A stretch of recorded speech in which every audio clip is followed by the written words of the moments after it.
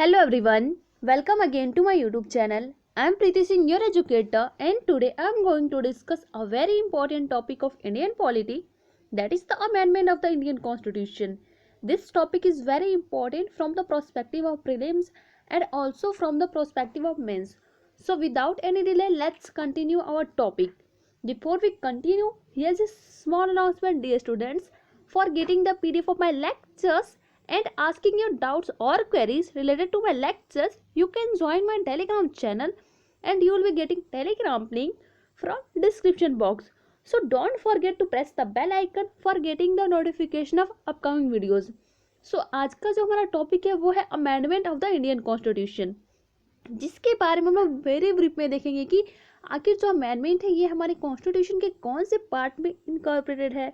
हमारे कॉन्स्टिट्यूशन के जो पार्ट्स हैं उसमें सबसे पहले देखेंगे क्या हम लोग कॉन्स्टिट्यूशन के सारे पार्ट्स को अमेंड कर सकते हैं। Then we will move towards its procedure and finally हम लोग इसके देखेंगे कि हम लोग अमेंडमेंट कितने तरह से कर सकते हैं, इसकी क्लासिफिकेशन देखेंगे। तो चलिए शुरू करते हैं हम लोग अपना टॉपिक इंट्रोडक्टरी से। तो अगर मैं बात करती हूँ amendment of the constitution, it means क्या, व्हाट आई एम सेइंग कि हम कॉन्स्टिट्यूशन के किसी पार्ट को अमेंड करना चाहते हैं, या तो उसमें कुछ हम ऐड करना चाहते हैं कॉन्स्टिट्यूशन के किसी प्रोविज़न में, या फिर हम कुछ उसमें से हटाना चाहते हैं, या कोई प्रोविज़न है उसमें हम सुधार लाना चाहते हैं। तो that is the amendment. Next important thing आता है कि ये हमारे कॉन्स्टिट्यूशन के कौन से पार्ट में इनकॉर्पोरेटेड है। सो बेसिकली जो अमेंडमेंट ऑफ द कॉन्स्टिट्यूशन है, it is incorporated in part 20 of the Indian constitution under article 368। आपको याद रखना है कि under article 368 parliament has a power to amend the constitution, या कॉन्स्टिट्यूशन के कोई भी प्रोविजन से उसको अमेंड करने का पावर किसके पास है? Parliament, that is the Lok Sabha and Rajya Sabha. तो हम लोग को एक बात हमेशा याद रखना है कि ये जो कॉन्स्टिट्यूशन है, मोस्ट इंपॉर्टेंट क्वेश्चन आता है कि क्या हम कॉन्स्टिट्यूशन के किसी भी पार्ट को अमेंड कर सकते हैं, like fundamental rights, DPSP, judicial review, या फिर जो भी पार्ट्स है। हमारा कंट्री जो है डेमोक्रेटिक है, तो क्या हम लोग इसको, जो हमारा पार्लियामेंट्री फॉर्म ऑफ गवर्नमेंट है, क्या हम लोग इसको अमेंड करके प्रेसिडेंशियल फॉर्म ऑफ गवर्नमेंट बना देंगे? ये सारी क्वेश्चन हमारे माइंड में आती है कि क्या पार्लियामेंट है जो वो किसी भी पार्ट को अमेंड कर सकता है। तो that is not true. Basically according to basic structure जब हमारा आया after Kesavananda Bharati case judgement, तो वहां से ये बताया गया कि पार्लियामेंट के पास पावर है कि वो कॉन्स्टिट्यूशन के किसी पार्ट को अमेंड कर सकता है एक्सेप्ट बेसिक स्ट्रक्चर। जो हमारे कॉन्स्टिट्यूशन का बेसिक स्ट्रक्चर है उसको पार्लियामेंट अमेंड नहीं कर सकता है। बेसिकली ये जो आपका बेसिक स्ट्रक्चर है, it is not anywhere mention in the constitution, but with the time of judgement, जब बहुत से जजमेंट आई लाइक गोलकनाथ केस, या फिर बहुत से अमेंडमेंट हो रहे थे, तो हमें ये फील हुआ कि माइट पॉसिबल कि जो पार्लियामेंटेरियन है, मीन्स जो रूलिंग पार्टी है, वो हर टाइम वो जब जब पावर में आएंगी तो वो लोग अमेंडमेंट करेंगे। और हो सकता है कि हमारा जो कॉन्स्टिट्यूशन जिस चीज़ के बेसिस पे है, like written document, parliamentary form of government, democracy, sovereignty, unity, या फिर जुडिशियल रिव्यू, इन सब को डिस्ट्रॉय करने की कोशिश करेंगे, अमेंड करने की कोशिश करेंगे। दैट्स वाई उन्होंने एक टर्म यूज किया, that is the basic structure under Kesavananda Bharati case judgement. और ये जो आपका केशवानंद भारती केस जजमेंट था, इट वॉज इन 1973, और इसमें ये टर्म यूज जब हमारा ऐड हुआ बेसिक स्ट्रक्चर, तो आपको पता होना चाहिए कि बेसिक स्ट्रक्चर जो है हमारे कॉन्स्टिट्यूशन के किसी पार्ट में मेंशन नहीं है, और एक्चुअल में इसका डेफिनेशन भी पता नहीं है।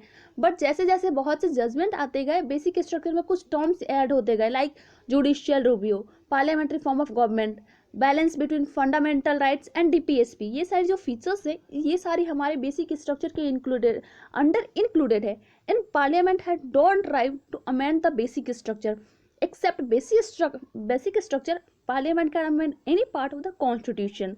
तो ये आपको पता चल गया कि बेसिकली हमारे कॉन्स्टिट्यूशन को अमेंड करने का पावर किसके पास है? पार्लियामेंट के पास। और इसमें आपको ये भी याद रखना है कि कौन से पार्ट को हमारा पार्लियामेंट जो वो अमेंड नहीं कर सकते एक्सेप्ट बेसिक स्ट्रक्चर। कॉन्स्टिट्यूशन के बेसिक स्ट्रक्चर के अलावा वो किसी भी पार्ट को अमेंड कर सकते हैं। तो अब हम लोग देखते हैं कि आखिर जो अमेंडमेंट होता है उसके प्रोसीड्यूर क्या है। तो हम लोग अगर आर्टिकल 368 के अंडर देखते हैं, तो सबसे पहला प्रोसेस होता है क्या, कि ये जो आपका अमेंडमेंट, आप कॉन्स्टिट्यूशन के किसी पार्ट को अमेंडमेंट करना चाहते हैं, तो आपको अमेंडमेंट बिल पास कराना पड़ता है। तो सबसे पहले ये जो अमेंडमेंट बिल होता है, ये इंट्रोड्यूस किया जाता है by the any house of the parliament, चाहे वो स्टेट लेजिस्लेचर को छोड़ के या तो वो लोकसभा हो सकता है या तो राज्यसभा हो सकता है। बट मेक श्योर कि स्टेट लेजिस्लेचर जो है वो अमेंडमेंट बिल जो है प्रपोज नहीं करते हैं। तो ये जो आपके लोकसभा या राज्यसभा के मेंबर्स हैं, वो या तो प्राइवेट मेंबर्स वहाँ के हो सकते हैं, या फिर जो उसके अंदर मिनिस्टर्स हैं, they can propose the bill and there is no requirement, और you can say there is no need of prior permission of the president. President की कोई परमिशन की ज़रूरत नहीं होती है अगर वो बिल को प्रपोज करना चाहते हैं। फाइनल एसेंट जो है प्रेसिडेंट को देनी होती है।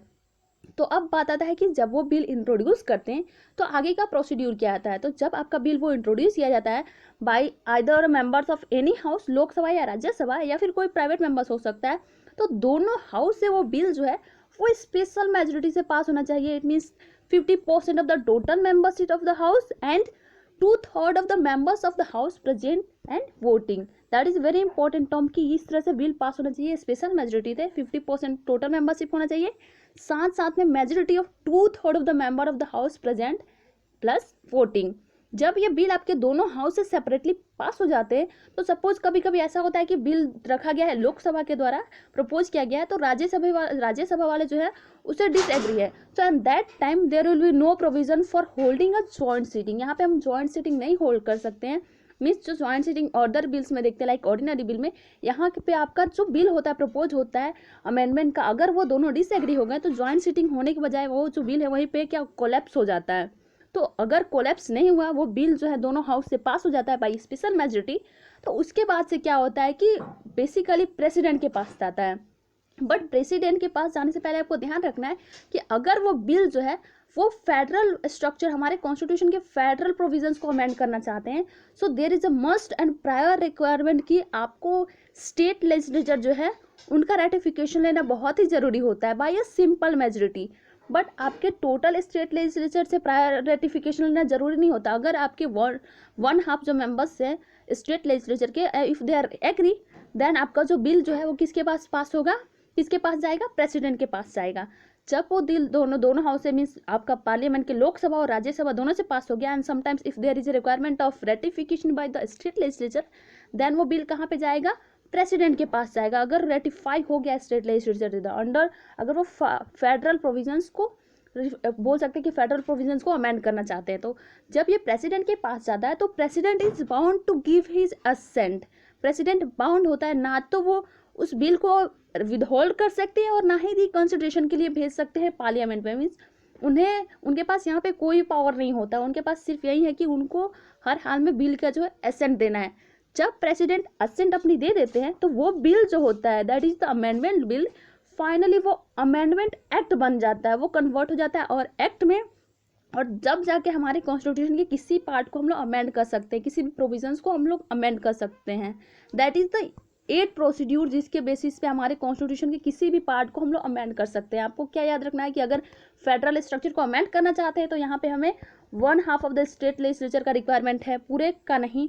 साथ साथ में आपको याद रखना है कि स्पेशल मेजोरिटी से ये बिल जो है दोनों हाउस से पास होना चाहिए सेपरेटली, नॉट कि अगर दोनों हाउस को मिला के, ऐसा नहीं होगा कि दोनों से सेपरेटली पास होना चाहिए। अब हम लोग बात करते हैं कि आखिर हम लोग अमेंडमेंट करते हैं उसका क्लासिफिकेशन कैसे है। तो बेसिकली हम लोग अमेंडमेंट जो हमारा होता है कॉन्स्टिट्यूशन का, उसको 3 वेज से कर सकते हैं। पहला जो है वो है amendment by the simple majority of the parliament, दूसरा amendment by the special majority of the parliament, and third जो है वो है amendment by a special majority of the parliament, and if there is a change in the federal provision then ratification of half of the state legislature. आपको अभी मैंने यहाँ पे discuss किया कि यहाँ पे अगर फेडरल प्रोविजन आप चेंज करना चाहते हैं तो half of the state legislature का रेटिफिकेशन होना बहुत ही ज़रूरी होता है। तो सबसे पहले हम लोग देखेंगे amendment by simple majority of the parliament. तो सपोज एनी पार्ट है कॉन्स्टिट्यूशन का जो कि हमारे यहाँ के बेसिकली नेशनल यूनिटी, इंटीग्रिटी, या फिर हमारा स्टेट जो है वो सेपरेट ना हो, इनसे रिलेटेड जो प्रोविजंस होती है वो सिंपल मेजोरिटी से अगर अमेंडमेंट हो रहा है तो उस तरह से सिंपल मेजोरिटी से बिल पास हो रहा है अमेंडमेंट बिल, तो वहाँ पे आप बोल सकते हैं कि किसी भी पार्ट के कॉन्स्टिट्यूशन को अमेंड कर सकते हैं। तो सिंपल मेजोरिटी मीन्स सिंपली क्या हो गया कि 50% ऑफ द टोटल मेंबरशिप यहाँ पे क्या होता है, रिक्वायर्ड होता है। तो इसमें कौन कौन से आखिर हमारे कॉन्स्टिट्यूशन के कौन कौन से पार्ट्स हैं जो सिंपल मेजोरिटी से पास होते हैं। तो पहला जो है वो है अगर आप कोई भी न्यू स्टेट का एडमिशन करना चाहते हैं या इस्टेब्लिशमेंट करना चाहते हैं तो वो इंक्लूड हो जाता है। अगर सिंपल मेजोरिटी से बिल पास होता है by both the houses of the parliament, then आप वहाँ पे न्यू स्टेट का इस्टेब्लिशमेंट कर सकते हैं। दूसरा क्या कि अगर आप कोई भी न्यू स्टेट का फॉर्मेशन कर रहे हैं या उसकी बाउंड्री चेंज कर रहे हैं या जो एग्जिस्टिंग स्टेट्स हैं उनका नाम या बाउंड्री चेंज कर रहे हैं तो वहाँ पे भी ये सिंपल मेजोरिटी से पास हो जाएगा। साथ साथ में एबोलिशन और creation of legislative council in this states and second schedule, basically second schedule क्या है, involvements, allowances, privileges and so on the presidents that is governor, speaker and जजेस। ये लोग जो है इनसे रिलेटेड जो भी रिलेटेड टर्म्स हैं, चाहे इन्वॉल्वमेंट्स की बात हो या फिर अलाउंसेस की बात हो या उनके प्रिविलेजेस की बात हो, ये कैसे इसका बिल पास होगा, बाय अ सिंपल मेजोरिटी। दूसरा जो है वो है स्पेशल मेजोरिटी। स्पेशल मेजोरिटी अब मैंने आपको क्या बताया, 50% of the total membership plus 2/3 of the members of each house present and voting. तो इसके अंदर बेसिकली हम लोग क्या क्या किस मीन्स अगर आपको स्पेशल मेजोरिटी से बिल पास करना है तो इसके अंदर क्या क्या आता है। सबसे पहले अगर फंडामेंटल राइट्स को आप अमेंड करना चाहते हैं तो बिल जो है दोनों हाउसेज सेपरेटली पास होना चाहिए बाय अ स्पेशल मेजोरिटी। दूसरा डीपीएसपी, और तीसरा जो है जो भी प्रोविजंस जो कि फर्स्ट एंड थर्ड में इंक्लूडेड नहीं है वो बेसिकली स्पेशल मेजोरिटी से पास होता है। तो थर्ड वाला क्या है, that is the by special majority of parliament and consent of the state.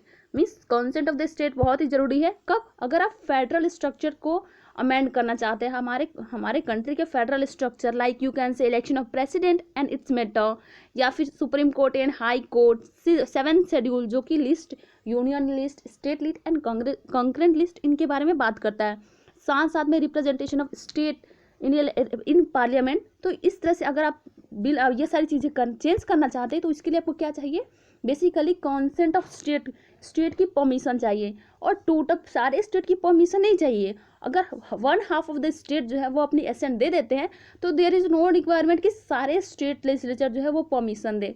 उसके बाद से आपका जो बिल है वो पार्लियामेंट से पास हो जाता है। तो आपका जो ये चेंजेस आप लाना चाहते हैं इन सब से रिलेटेड तो आप चेंजेस डायरेक्टली ला सकते हैं।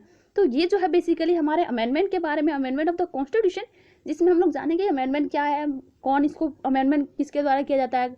उसके बाद से हम लोग देखेंगे कि आखिर प्रोसीड्यूर क्या है। देन वी डिस्कस कि हम लोग अमेंडमेंट किस किस तरह से कर सकते हैं, 3 तरह से कर सकते हैं। एंड ये जो है बहुत ही इंपॉर्टेंट है कि स्पेशल मेजोरिटी ऑफ पार्लियामेंट होना चाहिए, साथ साथ में हाफ ऑफ द स्टेट का परमिशन होना बहुत ही जरूरी है in the case of the changing federal structure of the polity और द कॉन्स्टिट्यूशन।